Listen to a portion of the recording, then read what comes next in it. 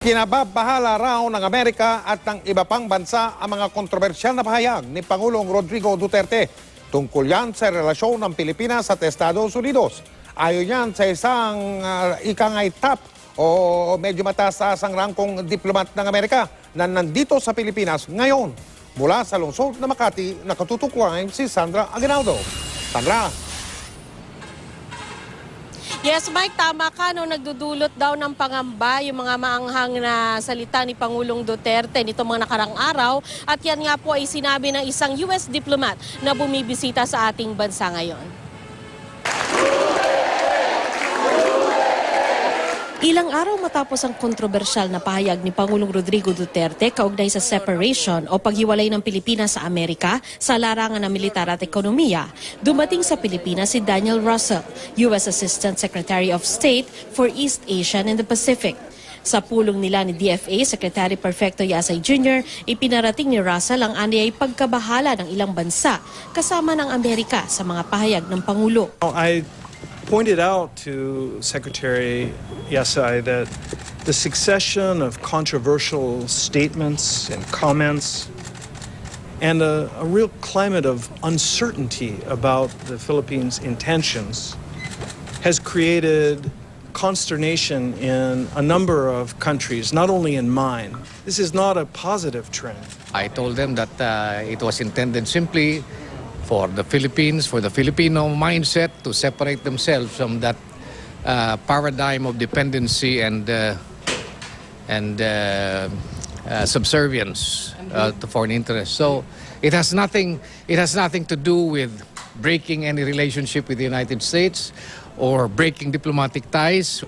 Sabi ng opisyal ng Amerika, kung independent foreign policy ang nais ng Pilipinas, walang dapat baguhin sa dati ng ugnayan. So it's a mistake to think that improved relations between Manila and Beijing somehow come at the expense of the United States.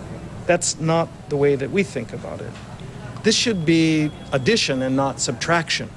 Tinawagan din sa telepono ni U.S. Secretary of State John Kerry si Yasay. Matapos nito, binisita rin nila si Defense Secretary Delfin Lorenzana.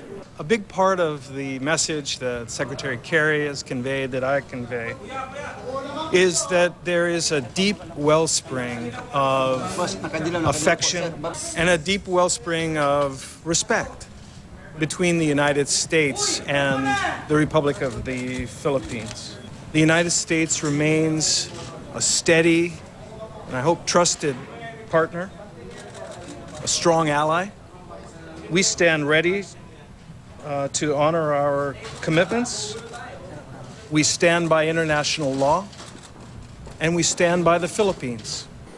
Nabanggit din niya kay Yasay na sumusuporta ang Amerika sa kampanya kontra droga pero nababahala rin sa bilang ng namamatay. But I also reiterated the importance that we place and that others place on due process and respect for the rights of citizens as an important part of protecting our communities as well.